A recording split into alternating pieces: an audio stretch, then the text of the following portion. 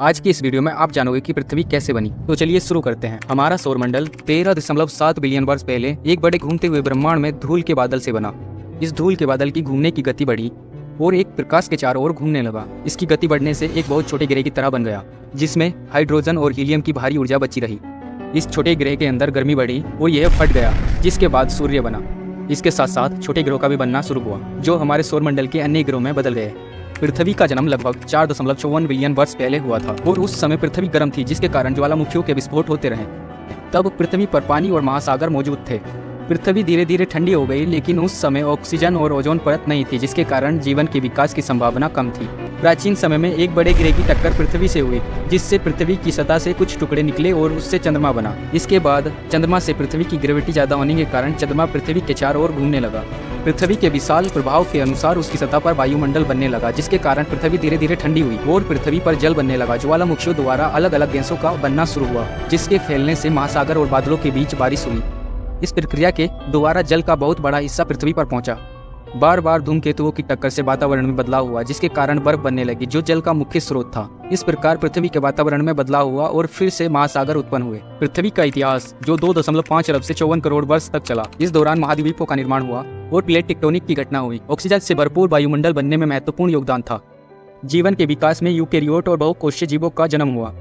Ozone परत, जो पृथ्वी की ऊपरी वायुमंडल में स्थित है, सूरज की किरणों से आने वाली हानिकारक अल्ट्रावायलेट यानी कि यूवी किरणों को रोकने में इसका बहुत बड़ा रोल था। लेयर 3 ऑक्सीजन अणु और 3 से बनी होती है, जो ऊपरी वायुमंडल में मिलती है। दोस्तों, अगर ओजोन परत हमारी पृथ्वी पर नहीं होती तो शायद ही हम जीवित रह पाते। इसमें अल्फा, बीटा और गामा अल्ट्रावायलेट किरणें होती हैं। इनमें से बीटा और गामा किरणें सबसे हानिकारक होती है। इनसे पृथ्वी पर बुरा प्रभाव पड़ता है, जैसे कि त्वचा का कैंसर, आंखों की परेशानियां। इन सभी बुरे प्रभावों से ओजोन परत हमें बचाती है। 1960 के आसपास प्लेट टेक्टोनिक के विकास के साथ भूगर्भ शास्त्री वैज्ञानिक ने पुराने महाद्वीपों की गतिविधियों का अध्ययन किया। उन्होंने देखा कि कई 100 मिलियन वर्ष पहले सभी महाद्वीप एक साथ एक सुपर कॉन्टिनेंट में थे, जिसे पेंजिया कहा जाता है। इसके बाद सुपर कॉन्टिनेंट टूटना शुरू हुआ और नए महाद्वीप बने।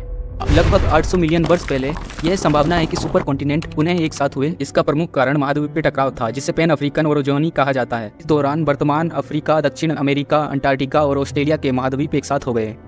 दुनिया में 2 बड़े स्नोबॉल अर्थ दिखाई दिए, जिनसे महासागरों की सतह पूरी तरह से जम गई थी। ये घटनाएं लगभग 710 और 640 मिलियन वर्ष पहले हुई थी, जिससे कार्बन डाइऑक्साइड CO2 वातावरण से बाहर निकला और मौसम ठंडा हो गया।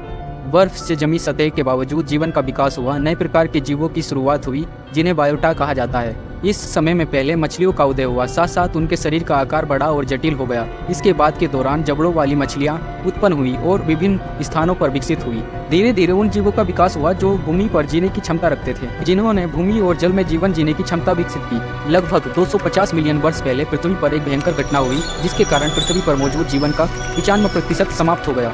यह घटना, जैसे बड़े ज्वालामुखी विस्फोट, उल्कापिंड के प्रभाव, जल स्तर में परिवर्तन आए। ये घटना कुछ जीवों को बचाने में सफल रही और उन्हें अलग होकर विकसित होने का मौका मिला। इसके बाद डायनासोर का विकास हुआ और वे पृथ्वी पर प्रमुख जीव हो गए। इस समय पेंजिया का टूटना शुरू हुआ और नए महाद्वीपों का निर्माण हुआ। डायनासोरों के साथ साथ पक्षियों का विकास भी हुआ। एक बड़े उल्कापिंड के प्रभाव से 65 मिलियन वर्ष पहले एक बड़ी दुर्घटना हुई, जिसके कारण अधिकांश डायनासोर और अन्य जीवों का समापन हो गया। इसके बाद मैमल्स जीवों का विकास हुआ, लगभग 66 मिलियन वर्ष पहले शुरू होकर आज तक चल रहा है। इसमें मानवों का विकास भी शामिल है, जिसका जन्म लगभग 2 लाख वर्ष पहले हुआ। उन्होंने आग का प्रयोग किया और औजारों को बनाना शुरू किया। इसके साथ ही भाषा का विकास भी हुआ। इतिहास के माध्यम से हम जानते हैं कि मानव समाज कैसे विकसित हुआ। मानव ने पेड़ पौधे और पशुओं को पालने से खेती की शुरुआत की, जिससे समाज का विकास हुआ।